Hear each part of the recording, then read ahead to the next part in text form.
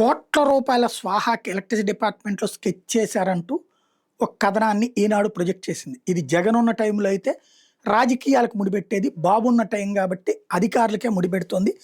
విద్యుత్ సంస్థలో పనిచేసే పొరుగు సేవల సిబ్బందికి చెల్లించాల్సిన వేతన సవరణ బకాయిల మొత్తాన్ని స్వాహా చేసేందుకు మ్యాన్ పవర్ సప్లై ఏజెన్సీలు కాంట్రాక్టులు సిద్ధమైనయి.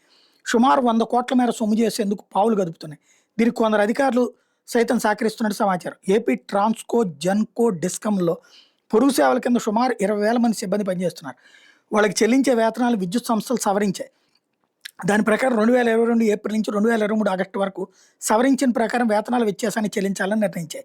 ఈ మొత్తాన్ని కాంట్రాక్టర్లు ఏజెన్సీలకు అందించి వాటి ద్వారా సిబ్బందికి చెల్లించాలి. దీన్ని కొన్ని ఏజెన్సీలు కాంట్రాక్ట్ సంస్థలు సొమ్ము చేసుకునేందుకు అవకాశంగా మలుచుకుంటున్నాయి. వేతన బకాయిలు చెల్లించాల్సిన కాలంలో పనిచేసే సిబ్బందిలో సుమారు 60% మంది ప్రస్తుతం విధుల్లో లేరు.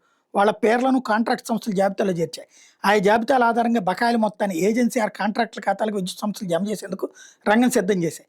కాంట్రాక్ట్ సంస్థలు దాఖలు చేసిన జాబితా మేరకు సిబ్బంది విధుల్లో ఉన్నారా లేదా అనే వివరాలను అధికారులు పరిశీలించడం లేదు. కొన్ని చోట్ల కాంట్రాక్ట్ సంస్థలు మారిపోయినాయి.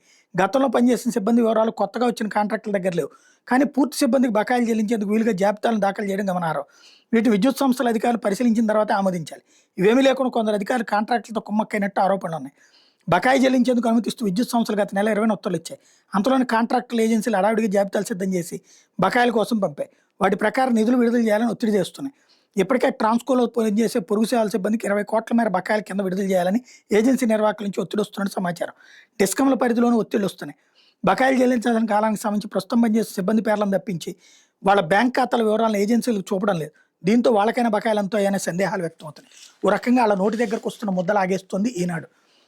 పాత వాళ్ళకు కూడా డబ్బులు ఇవ్వాలి అని చెప్పాలి, తీసుకోమని చెప్పాలి. అంతేగాని కాంట్రాక్టర్ల వంక చూపెట్టి వాళ్ళు మారిపోయారు కాబట్టి పాత వాళ్ళకి ఇవ్వద్దు అని చెప్పడం పచ్చి దుర్మార్గం.